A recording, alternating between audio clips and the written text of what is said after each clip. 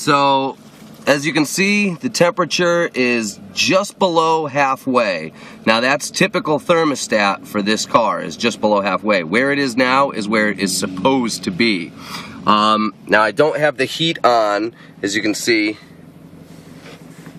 Let me see if I can block it. Alright, now the heat is, it's set to heat, but the heat is not on, and we're still running at about thermostat. Now I'll show you what I meant when I said this thing was all Frankensteined in here. Let me see if I can block the shadow, get a better light. Alright, so there's my upper radiator hose. As you can see, it plugs in down here.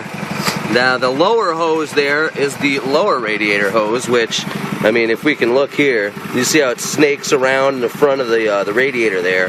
Now down in the bottom where my coupling is, I don't know if you can see the lug that I'm talking about, but there's a small gap between the rubber and then what looks like a small block. Now that small block is in fact the power lug coming off of the alternator.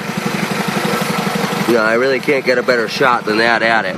But a couple of zip screws in the front, some self-tappers, and we're looking pretty good. Not too friggin' shabby. Now, I just got done with a romp around the block just to make sure, it was all good and everything. And when I came back in, I expected it to get really, really hot. But, look, nothing. Still at thermostat. Alright, so that's the Frankenstein operation. I'll let you know how she runs. Late.